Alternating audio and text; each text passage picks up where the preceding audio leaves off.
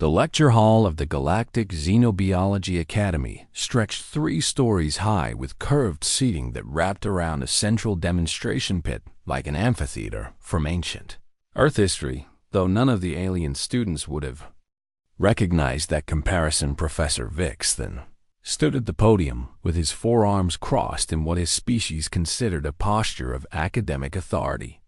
His scaled skin shifting through colors that indicated deep contemplation, mixed with barely concealed irritation. The semester had started with controversy, and it showed no signs of settling down. Class, Vixton began, his translator chip rendering his clicking speech into Galactic Common. We gather today to address the elephant in the room. Several students looked confused at the idiom until their translators caught up. Marcus Webb sat in the 3rd row, taking notes on his datapad and trying very hard not to be the center of attention, which was difficult when you were the only human in a classroom of 43 alien students representing 27 different species. He was tall by human standards at just over 6 feet with brown hair that never quite stayed neat and green, eyes that constantly scanned his surroundings in a way that made some of his classmates nervous. The Galactic Council. Vixton continued with a dismissive wave of one hand, has classified humanity as a Category 2 species, despite their origin from what is designated a Class 12 death world. Murmurs rippled through the classroom. Category 2 species were considered dangerous and capable, but not overwhelmingly so. Species that had earned their place in the galaxy through intelligence and determination, rather than through being apex predators. Class 12 death worlds were another matter entirely. They were planets where everything was trying to kill everything else at all times, and where survival required either overwhelming force or incredible adaptability. This classification, Vixton said with his skin flushing a color that indicated skepticism, is in my professional opinion a result of political pressure rather than scientific fact. Marcus shifted uncomfortably in his seat. He had heard this argument before during his 3 months at the academy, and it never got less awkward. A student near the front raised a tentacle, which was the Quilvan equivalent of raising a hand. Professor, if I may ask a question, the student said in a bubbling voice. What evidence supports your position that humans have been overclassified? Vixton's skin brightened with satisfaction at being asked exactly what he wanted to discuss. An excellent question, he said, while gesturing toward a holographic display that flickered to life. Above the demonstration pit, images of Earth appeared showing blue oceans and green continents and white clouds swirling in atmospheric patterns. Earth appears to be a death world. On initial analysis, Vixton continued as the images zoomed in to show various ecosystems, but examination of humanity's actual physical capabilities reveals a different story. The hologram shifted to show a human figure next to figures representing other species. Humans possess no natural armor like the Corinthians, Vixton said as a heavily plated alien appeared in the display. They have no venom like the Celestri. He continued as a serpentine figure materialized. No claws worth mentioning, and no natural weapons of any kind beyond their modest bite force and grasping hands. Marcus wanted to point out that humans had persistence, hunting, and throwing ability and a dozen other adaptations, but he had learned that interrupting Professor Vixton was a bad idea.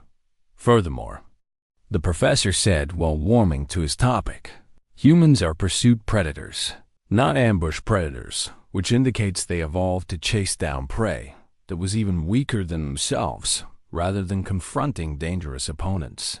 A Draxian student in the back row made a grinding sound that indicated disagreement. Professor, the Draxian rumbled. Does not humanity's technological advancement and their rapid integration into galactic society indicate something beyond simple prey behavior? Vixton's skin flashed with annoyance. Technology, he said sharply, is the refuge of the weak and clever, not the strong. Humanity developed tools because they lacked natural weapons, just as the Quilvan developed neural communication because they lacked vocal cords. Marcus bit his tongue and kept taking notes. "Today," Vixen announced with dramatic flair, "I will provide a practical demonstration of my thesis." The professor touched a control on his podium, and a large containment field hummed to life in the center of the demonstration. Pit inside the shimmering barrier, 3 shapes moved in the shadows. "These," Vixen said with clear satisfaction, "are juvenile Krynth hunters imported at great expense and with special dispensation from the Exotic Species Committee." The class leaned forward with interest. Krynth hunters were famous throughout the galaxy as one of the few species that could survive and thrive on multiple Death World classifications. They were apex predators on their home world of Krynth Prime, which itself was classified as a Class 9 Death World. The juveniles before you are each approximately 4 months old.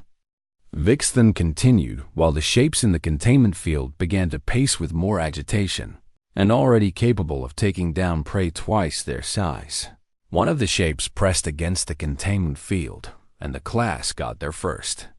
Clear look at the creature. It was roughly the size of an earth mastiff, with 6 legs ending in paws that housed retractable crystalline closets. Body was covered in short fur that seemed to shift colors in the light and bioluminescent markings. Traced patterns along its spine and legs.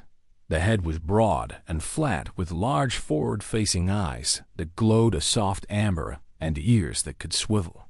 Independently, the mouth when it opened briefly revealed rows of serrated teeth designed for gripping and tearing. "Beautiful creatures," Vixen said with genuine appreciation in his voice. "And quite deadly, even at this young age." Marcus found himself fascinated despite the obvious danger. Cubs, and he could see now that there were 3 of them, moved with a liquid grace that reminded him of big cats back on Earth. Their body language was curious rather than aggressive, and they seemed more interested in their surroundings than in hunting. "Now," Vixen said while gesturing toward Marcus, "I will demonstrate the natural response of a supposed Category 2 species when confronted with an actual Death World predator." Marcus felt every eye in the lecture hall turn toward him. "Professor," Marcus said carefully while raising his hand, "I'm not sure this is a good idea." "Nonsense," Vixen replied with a dismissive gesture. "The cubs are well fed, and the demonstration will last only a few moments before I reactivate the containment field. That's not what I'm worried about," Marcus muttered, but the translator didn't pick it up. Vixen touched another control, and the containment field began to power down with a descending whine that made several students shift nervously in their seats. "Observe," the professor announced with theatrical confidence. "The fear response."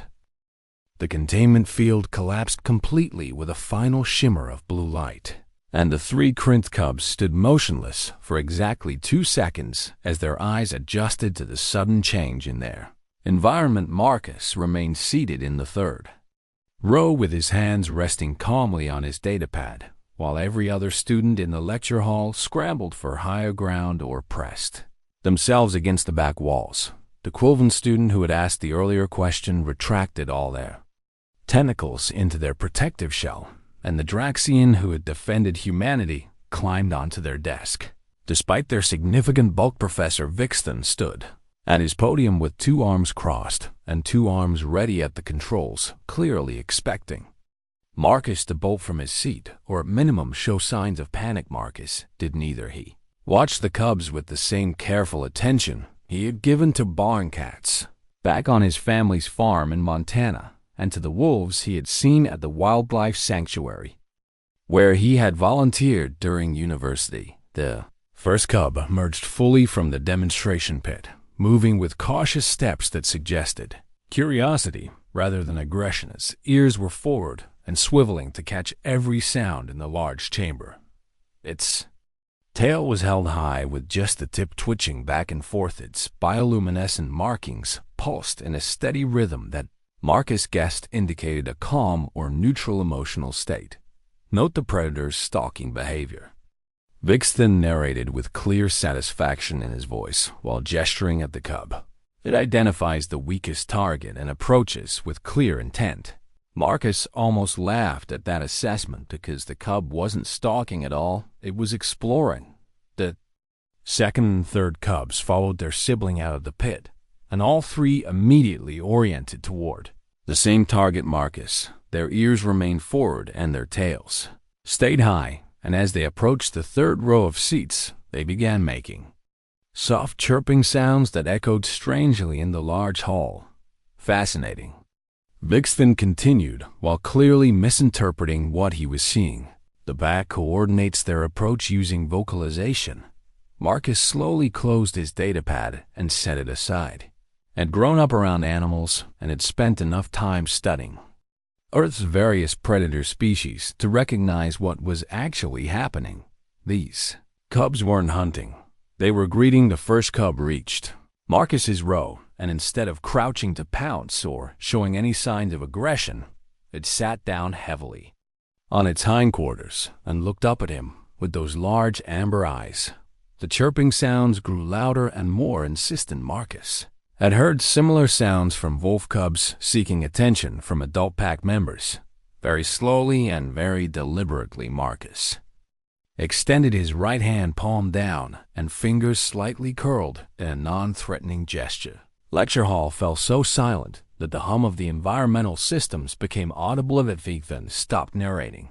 Several students stopped breathing. The first cub leaned forward and pressed the top of its broad head against Marcus's palm in a gesture that was unmistakably a head bump. Marcus felt the warmth of the cub's fur and the surprising softness of it despite the alien texture. He gently scratched behind the cub's ear ridge where the skull met the spine, and the cub's eyes half closed in obvious pleasure. A rumbling sound started deep in the cub's chest. It grew louder and louder until Marcus's entire ribcage vibrated with the frequency. The cub was purring, not like a house cat, but like an industrial engine wrapped in fur. Second cub decided it wasn't going to be left out and climbed directly onto Marcus's lap, using its crystalline claws with surprising delicacy to grip his pants. Without tearing the fabric, it was heavier than Marcus expected and warm like a living furnace. The third cub pressed against Marcus's left side and added its own purr to the symphony until the entire row of seats was vibrating. Marcus couldn't help himself, and he started laughing while using both hands to pet the cubs and scratch the spots that made them lean into his touch with even more enthusiasm. "This," Professor Vixen said weakly, while his skin flashed through several colors that indicated complete confusion. "This is not the expected behavior." A brave student in the front row, a Salithi with beautiful scales, asked the obvious question. "Professor, what are we observing?" Vixen seemed unable to form words for a moment. His translator clicked and stuttered as he tried to process what he was seeing. The cubs appear to be displaying. He paused and searched for the right terminology. "Affiliative behavior. They're being friendly." Marcus called out helpfully while the cub in his lap rolled onto its back and exposed its belly in a universal gesture of trust. "They think I'm a friend or maybe a parent." The cub on his right side batted playfully at his arm with one paw and kept its claws retracted. Marcus recognized the behavior immediately as the kind of play fighting that young predators use to develop hunting skills. In a safe environment, he grabbed the cub's paw gently and wiggled it, which sent the cub into paroxysms of delight. It grabbed his hand with both front paws and began bunny kicking with its back legs in exactly the way Marcus's sister's cat did during play sessions. "Professor Vixen." The Draxian student rumbled from their perch on the desk with what might have been smugness in their tone. "I believe your demonstration is not proceeding as you anticipated." Vixen's skin flushed a color that definitely indicated embarrassment. There must be something wrong with these specimens, he insisted while checking his datapad frantically. Perhaps they were missed or their hunting instincts have been damaged by captivity.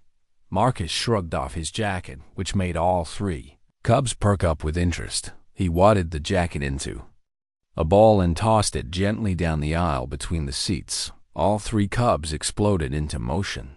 They chased the jacket with perfect predator coordination, spreading out to cut off escape routes and communicating with chirps and body language. The first cub pounced on the jacket and grabbed it in its jaws while shaking it violently. The second cub attacked from the side, trying to steal the prize. The third cub circled around, looking for an opening to join the fray. It was textbook predator play behavior, as you can see. Marcus said loudly enough for the whole class to hear. Their hunting instincts are working perfectly fine. The cubs continued their play fight over the jacket, tumbling over each other and making sounds that ranged from chirps to small growls, to what almost sounded like laughter. After 30 seconds of vigorous play, the first cub emerged victorious with the jacket and trotted back to Marcus like a dog returning a thrown ball. It dropped the jacket at Marcus's feet and sat down while looking up at him expectantly. Its tail wagged. Marcus hadn't known that Krynth hunters had tails that could wag, but apparently they did. He picked up the jacket and tossed it again. The cubs gave chase with even more enthusiasm. "I don't understand," Vixton said, while his confident lecturer persona crumbled visibly. Krynth juveniles are never affectionate with prey species, and they certainly don't play with potential food sources. The Silithi student in the front row raised a claw. "Professor," they said slowly, while their forked tongue flicked out in thought. "What if the human is not registering as prey?" Vixton stared at the student. "Then what?" he asked with dread creeping into his voice.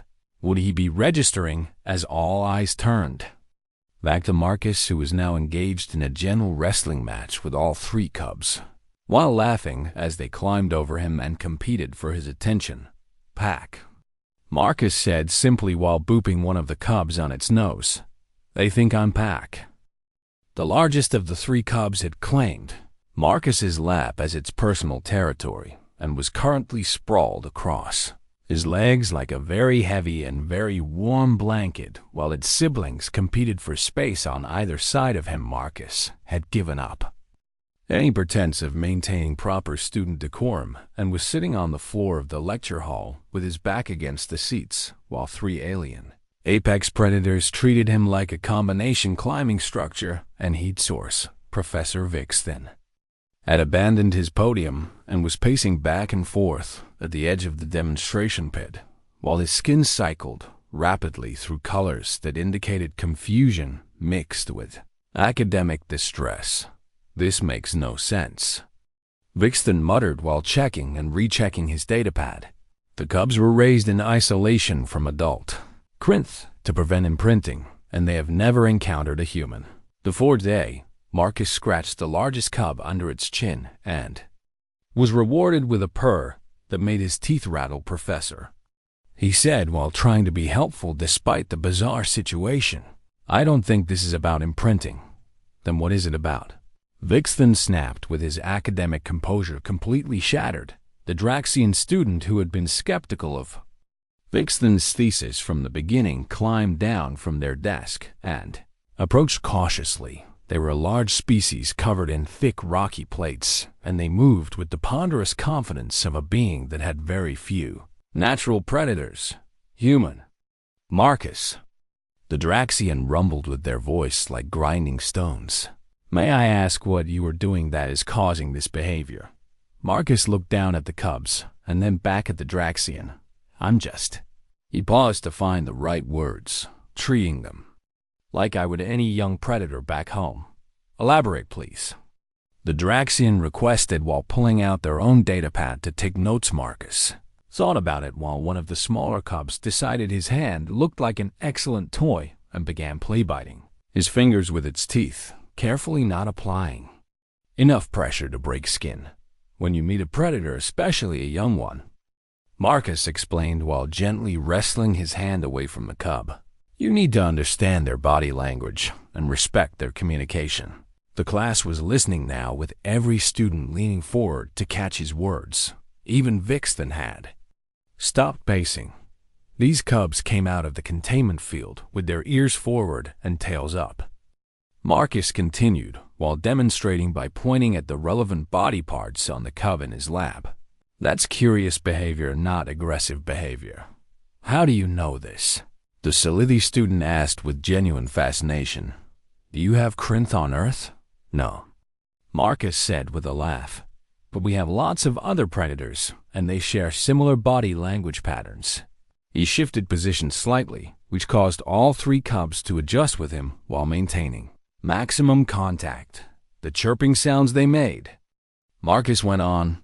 Those are greeting calls and attention-seeking vocalizations, not hunting or aggression sounds. And a head bump. Vixen asked quietly while his skin had settled into a color that indicated he was actually listening and learning. That's scent marking and affection. Marcus replied while another cub pushed its head insistently against his palm. They're claiming me as part of their social group. The Quilvan student who had retracted into their shell earlier slowly emerged with their tentacles quivering. But human Marcus? They bubbled nervously. These are Deathworld predators, and you are treating them like domestic animals. Marcus smiled at that. Back on Earth, he said, while the cub on his lap rolled over to demand belly rubs. We have this saying that there are no bad dogs, only bad owners. Several translators struggled with that idiom. What I mean, Marcus clarified, is that predators aren't mindless killing machines, and they're not automatically aggressive and hostile. He scratched the exposed belly of the cub in his lap, and it grabbed his hand gently with all 4 front paws while making a sound that could only be described as a giggle. Predators are intelligent and social, and they communicate clearly if you know how to read them. Marcus continued with his voice taking on a lecturing quality that would have made his professors back on Earth proud. These cubs are behaving exactly how healthy, well-adjusted young predators should behave. Which is how? Vixen asked, while genuinely curious now rather than defensive, playful curious and seeking social bonds. Marcus said simply. One of the smaller cubs decided it was bored with the conversation and grabbed Marcus's jacket from where it had fallen nearby. It brought the jacket back and dropped it in Marcus's lap while making insistent chirping sounds. They want to play, Marcus explained with a grin, which is how young predators learn hunting skills in a safe environment. He balled up the jacket again, but this time, instead of throwing it, he dragged it slowly across the floor. All 3 cubs instantly went into stalking mode, their bodies lowered and their eyes fixed on the moving target. Their tails stopped wagging and began twitching at the tips. They spread out instinctively to surround the prey. Now watch, Marcus said quietly. This is actual hunting behavior. The cubs attacked in perfect coordination, with the largest striking from the front while the 2 smaller ones came from the sides. They pounced and grabbed and shook the jacket with serious intent. See the difference? Marcus asked the class. When they approached me, they showed none of these behaviors because they didn't see me as prey. Vixen was taking notes now, with all 4 of his hands moving rapidly across multiple datapads. But why? The professor asked with his earlier certainty completely gone. Why would they recognize a human as non-prey when they have never encountered your species? Marcus considered this while gathering up the cubs, who had successfully killed the jacket and were now looking for new entertainment. I think, he said slowly while trying to organize his thoughts. It has to do with how I carried myself when they first came out. Explain, demanded several students simultaneously. I didn't panic or run or freeze, Marcus said while one cub climbed onto his shoulder and draped itself around his neck like a very heavy scarf. I stayed calm and confident, and I watched them with the kind of attention that predators give to each other. The Draxian student made a grinding sound of understanding. You presented yourself as an equal, they rumbled, or perhaps as a superior. Maybe. Marcus agreed. Back on Earth, we have this concept called apex predator recognition. He paused to relocate the cub on his shoulder to a more comfortable position. Predators can recognize other predators. Marcus continued. They can tell from body language and scent and behavior whether they're dealing with prey or with something that might be dangerous to them. And these cubs recognized you as dangerous. the Sci-Fi students said, with their scales rippling in what might have been excitement. Not dangerous exactly, Marcus corrected gently. More like pack-worthy. The largest cub in his lap looked up at him with those glowing amber eyes and made a soft chirping sound. Marcus chirped back. The cub's eyes widened in surprise, and then it chirped again. More insistently, Marcus chirped in response. And suddenly, all three cubs were chirping and climbing over him, while their bioluminescent markings pulsed in rapid patterns. What did you just do? Vix then asked with alarm.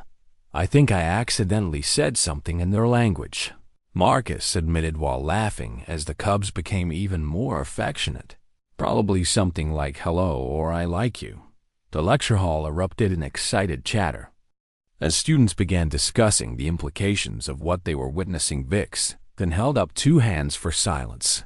I believe, he said with his skin displaying colors of academic honesty and humility, that I owe human Marcus, and by extension, all of humanity, an apology.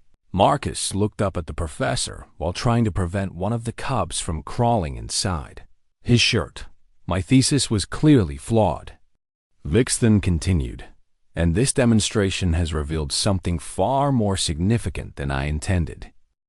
Professor Vix then had made an emergency call to the Xenopsychology department, and within 20 minutes Dr. Millith arrived in the lecture hall with 3 research assistants and enough scanning equipment to stock a small laboratory. Millith was a Travaxi, which meant she resembled a floating collection of crystalline structures that hummed and chimed as she moved through the air. She was also, according to the Academy's reputation, network the foremost expert on cross-species behavioral psychology. In this sector of the galaxy, she floated into the lecture hall and stopped abruptly when she saw Marcus sitting on the floor covered in Crinth cubs. Fascinating. She chimed with her translator, rendering the musical sounds into words. Vix, then your message indicated an anomaly, but this exceeds all expectations. The 3 cubs looked up at Dr. Millith with mild interest but didn't move from their positions draped across and around. Marcus, the largest one, had fallen asleep in his lap and was snoring softly. Dr. Millith, Vix then said, with his skin showing colors of academic embarrassment. I appeared to have fundamentally misunderstood something about human behavior and evolution. So it would seem. Dr. Millith replied while her research assistants began setting up scanning equipment around the perimeter of the space. She floated closer to Marcus and the cubs while her crystalline structures rotated to focus different sensors on the group. Human Marcus, she chimed gently. May I ask you some questions about your home world? Sure, Marcus said while carefully petting the sleeping cub to avoid waking it. What do you want to know? Dr. Millith's structures hummed thoughtfully. Let us start with predators, she said. What is your personal experience with predatory species on Earth? Marcus thought about this while one of the awake cubs batted playfully at a strand of his hair that had fallen across his forehead. Well, my family has a farm in Montana, he began. We keep dogs for herding and protection, and we have barn cats for pest control. Several students pulled out data pads to look up what dogs and cats were. We also have wolves in the mountains near our property, Marcus continued, and bears and mountain lions and coyotes. Dr. Millith's humming intensified. And your relationship with these predators is, she prompted, coexistence mostly. Marcus said, with a shrug that made the cub on his shoulder chirp in protest at being disturbed. The dogs are domesticated, obviously, and the cats are semi-domesticated. Define domesticated, please, the Draxian student requested while taking extensive notes. It means we bred them over thousands of years to live and work with us, Marcus explained. Dogs descended from wolves, and we've been keeping them as companions and working partners for something like 40,000 years. The lecture hall fell silent. 40,000 years. Dr. Millith repeated slowly, as if she couldn't quite believe her translator.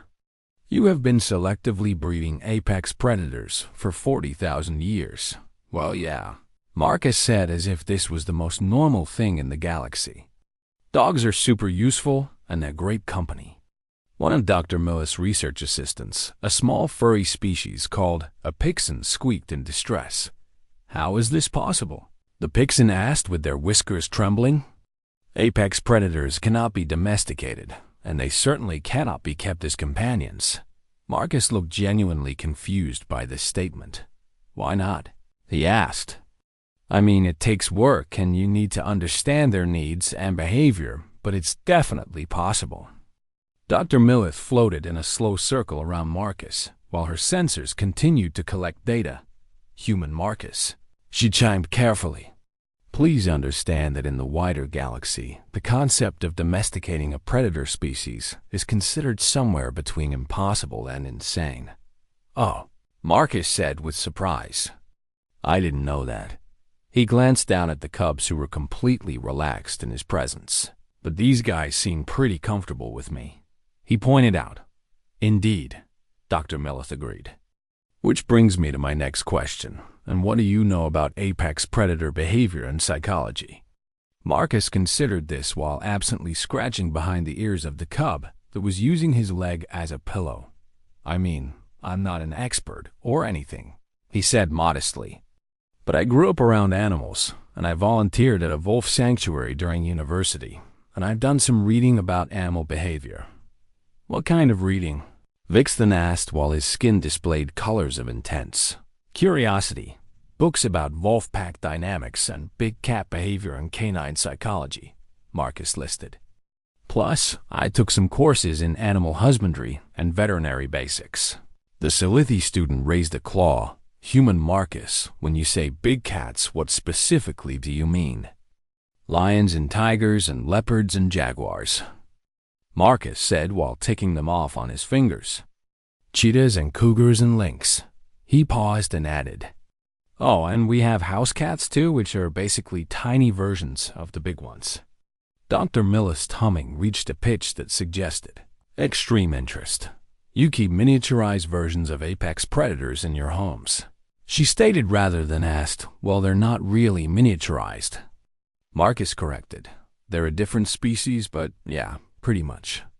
And they don't attack you, the Pixen assistant asked with obvious disbelief. Marcus laughed, which startled the sleeping cub in his lap. It yawned hugely, showing all those serrated teeth, and then settled back down without opening its eyes. Cats are pretty independent, Marcus explained. But most of them are affectionate with their owners, and they're really good at controlling rodent populations. Dr. Millith floated down until she was level with Marcus's face. I need you to understand something, she chimed seriously. What you are describing is completely unprecedented in known galactic history. Marcus blinked. Really? He asked.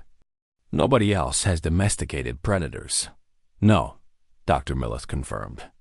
Most species have domesticated prey animals for food and labor, and some have domesticated omnivores for specific tasks, but predators, especially apex predators, are universally considered too dangerous and unpredictable. She gestured with a tendril of crystal toward the cubs. These Krynth hunters are carefully raised in isolation and handled only by trained specialists wearing protective gear, she explained. The idea of sitting on a floor and petting them would be suicidal for any other species. Marcus looked down at the three cubs who were currently the picture of contentment. They're just babies, he said defensively. And they're clearly social animals who need interaction and affection. How do you know they need affection? Vixen asked genuinely. Because they're seeking it, Marcus said, as if this was obvious. Look at their body language and listen to their vocalizations and watch how they position themselves to maintain contact. He pointed at the cub on his shoulder. This one could easily be lounging on the floor, but it chose to climb up here where it's closer to my face. Marcus explained. That's comfort-seeking behavior. The Draxian student rumbled thoughtfully. Dr. Millith, they said. I believe I am beginning to understand something disturbing. As am I, Dr. Millith chimed while her structures pulsed with light. Please share your hypothesis. Vixen requested. The Draxian gestured toward Marcus with one massive arm. Earth is classified as a Class 12 death world. They began. Which means it is a planet where survival requires either overwhelming force or exceptional adaptability. The Armillith hummed in agreement. Humans are pursuit predators with relatively modest physical capabilities. The Draxian continued. Yet they are the dominant species on their planet. Correct. Dr. Millith confirmed. The only way this is possible, the Draxian concluded, is if humans develop not just tool use, but an unprecedented understanding of an ability to work with other predator species. Marcus nodded slowly. Yeah, he said. Earth has a lot of dangerous animals, and early humans couldn't survive alone, so we learned to work together. Together with what? Dr. Millith asked, though she clearly already knew the answer. With wolves initially, Marcus said. And then later with other species as we figured out domestication. He shifted the sleeping cub to a more comfortable position. But even the animals we didn't domesticate, we learned to understand. He added, you need to know how a bear thinks if you're going to live in bear country, and you need to understand wolf behavior if you're going to share territory with a pack. Dr. Millith's humming became almost musical. Vixen, she chimed. Your demonstration has revealed something extraordinary. What is that? Vixen asked, though he sounded like he dreaded the answer. Humans are not Category 2 species because they are weak. Dr. Millith explained. They are Category 2 species because the Council doesn't have a category for what they actually are. Which is, prompted several students. Simultaneously, Dar Millith floated higher and addressed. The entire class, a species that evolved in an environment so saturated with apex predators that they learned to turn those predators into allies. 3 weeks had passed since what was now being called the incident in academic circles and the lecture hall of the Galactic Xenobiology Academy had never been more crowded. Students from every department packed the seats and stood along the walls. And some had even resorted to floating near the ceiling to get a view of the demonstration. Pit Professor Vixen stood at his podium, but this time his skin displayed colors of academic excitement rather than arrogant certainty. Dr. Millith floated beside him with her crystalline structures humming a pleasant harmony, and in the center of the demonstration pit, Marcus Webb sat cross-legged on a cushioned mat, surrounded by 3 juvenile Krynth hunters who had grown noticeably larger in the past few weeks. Welcome, Vixen announced to the assembled crowd, to what I hope will be the first of many cross-species behavioral studies. The largest cub, which Marcus had started calling Boulder because of its tendency to flop on him like a ton of rocks, was currently sprawled across his lap while the other 2 cubs wrestled nearby. As you all know, Dr. Millith chimed, the events of 3 weeks ago led to a fundamental reassessment of human capabilities and classification. She gestured toward Marcus with a crystalline tendril. Human Marcus graciously agreed to continue working with the Krynth cubs as part of a supervised research program. Marcus waved at the crowd, which caused Boulder to grumble and readjust its position. Hey everyone, he called out. Thanks for coming. A student in the front row, a species Marcus didn't recognize, raised multiple appendages. Human Marcus, they asked in a whistling voice. Can you explain what you are doing with the cubs right now? Marcus looked down at Boulder and the 2 wrestling cubs who had paused their play fight to listen. Right now I'm mostly just hanging out with them, he said with a smile. But we've also been working on basic training. Training, several students repeated with surprise. Yeah, Marcus confirmed while gently pushing Boulder off his lap so he could stand. The cub grumbled but moved obligingly. Watch this, Marcus said while pulling a small bowl from his pocket. He held it up so the cubs could see it, and all 3 immediately focused on the object with laser intensity.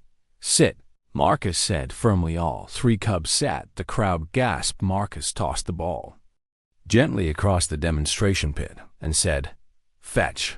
the smallest cub, which Marcus called Zip, because of its incredible speed, shot after the ball like a furry missile. It grabbed the ball in its jaws and raced back to Marcus, where it sat again, and waited expectantly. Good, Marcus praised while taking the ball and scratching Zip behind the ears. He pulled a small treat from another pocket and offered it to the cub, who took it delicately and swallowed it whole. "That is impossible," a professor from the Behavioral Sciences Department declared from the upper seats. "Krynth hunters cannot be trained, and they certainly cannot learn commands." Dr. Milith's structures chimed with amusement. "That was our assumption," she agreed. "But as we have learned, our assumptions about predator behavior were based on incomplete data." Marcus threw the ball again, and this time Boulder lumbered after it. "The thing is," Marcus explained while Boulder returned triumphantly with the ball, "these cubs are smart and social, and they want to please." He gave Boulder a treat and scratched the sweet spot under its chin that made it purr. "All you need is patience and consistency and positive reinforcement," Marcus continued. "Same as training any intelligent animal." The Draxian student, who had become a regular attendee at these sessions, rumbled a question. "You and Marcus, you mentioned that Earth has many predator species," they said. "Can you give U.S. examples of the variety?" Marcus brightened at the question. "Sure," he said enthusiastically, while the third cub, which he called Chirp due to its vocal nature, climbed onto his shoulders. "So we have pack hunters like wolves and African wild dogs." He used his hands to illustrate as he spoke. "We have ambush predators like big cats and crocodiles, and we have pursuit predators like cheetahs and humans. Humans are predators." A student squeaked from somewhere in the back. "Well, yeah," Marcus said, as if this should be obvious. "We're omnivores, but we evolved as persistence hunters." Dr. Milith floated forward.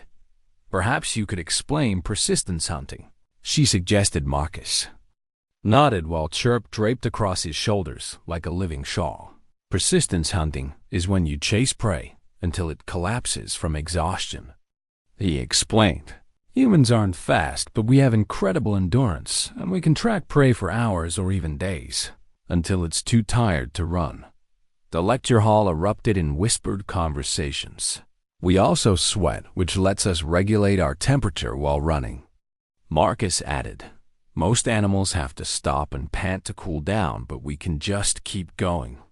Vic's thin skin flashed with colors of realization. "This explains the human response to the cubs," he said while taking notes. "You recognized them as fellow predators and responded appropriately." "I guess," Marcus agreed. "But honestly, I just treated them like I would treat any young animal that needed care and socialization." He gently relocated Chirp from his shoulders to the mat and pulled out 3 more bowls from his pockets. "Want to see something cool?" he asked the crowd. Without waiting for an answer, he threw all 3 bowls in different directions. "Fetch," he commanded. Each cub took off after a different ball with perfect coordination. They returned simultaneously and sat in a neat row with their balls held carefully in their jaws. The crowd burst into applause. Marcus distributed treats and praise to all 3 cubs who basked in the attention. "The really interesting thing," Dr. Milith chimed over the noise, "is that the cubs are learning faster and showing more advanced social behaviors than any Krynth hunters on record." She floated closer to the cubs and extended a sensor. "We believe this is because they are receiving the kind of social interaction and mental stimulation that they need, but rarely get in traditional captive environments." Boulder stood and stretched with all 6 legs, extending and back-arching. Then it walked over to Dr. Milith and rubbed its head against her crystalline structure. Dr. Milith hummed with surprise and pleasure. "They have even begun to accept other species as part of their social group," she chimed, though Marcus remains their primary attachment figure. The Silithy student from the original lecture raised a claw. "Dr. Milith, what are the implications of these findings for our understanding of predator species in general?" Dr. Milith's structures pulsed with light as she considered the question. The implications are profound. She said finally, "We have been treating predators as dangerous animals to be contained and controlled when they are actually intelligent beings, capable of forming complex social bonds." Marcus sat back down on the mat and immediately had 3 cubs competing for a lap space. "They're not so different from people, really," he said while trying to distribute his attention equally among all 3. "They have personalities and preferences and emotions." He pointed at Boulder. "Boulder here is calm and steady and likes to take naps," he explained. Then he pointed at Zip. "Zip is energetic and curious and always wants to play." Finally, he indicated Chirp, who was making soft chirping sounds. "And Chirp is vocal and affectionate and loves being the center of attention." The cubs seemed to recognize that they were being discussed, and each displayed the behaviors Marcus had described. Boulder yawned and settled down for a nap. Zip pounced on one of the balls and began batting it around. Chirp climbed into Marcus's lap and demanded pets. The other major implication, Dr. Millith continued, is that humanity's Category 2 classification is fundamentally inadequate. She addressed the crowd directly. The Council has based species classifications on individual combat capability and technological advancement, she explained. But they have not accounted for social and behavioral capabilities. Vixen gestured for attention with 2 of his arms. "Dr. Millith and I have submitted a proposal to the Council," he announced, requesting the creation of a new classification category. "What category?" multiple students asked. "Category Alpha," Vixen said with his skin displaying colors of satisfaction, "for species that demonstrate unprecedented ability to understand and work with other predator species." Marcus looked up from where he was. "Petting Chirp, it seems like a really specific category for just humans." He pointed out Dr. Millith's structures chimed with amusement. "For now, yes," she agreed. "But the galaxy is large and diverse, and who knows what other species we might encounter." She floated higher to address the entire assembly. "What we have learned from human Marcus and these Crinth cubs is that our understanding of predator behavior was limited by our own fears and assumptions." The 3 cubs had arranged themselves around Marcus, with Boulder behind him as a backrest and Zip and Chirp on either side. They looked content and safe and completely at ease with the human in their midst. Humans evolved on a world where everything was a potential threat, Dr. Millith continued, and instead of becoming the most aggressive or the most dangerous, they became the most understanding. Marcus scratched Chirp's ears and the cub purred loud enough to make the microphones pick up the sound. They learned that the best way to survive among predators, Dr. Millith concluded, was not to fight them but to befriend them. The lecture hall was silent for a moment as the weight of that statement settled over the crowd.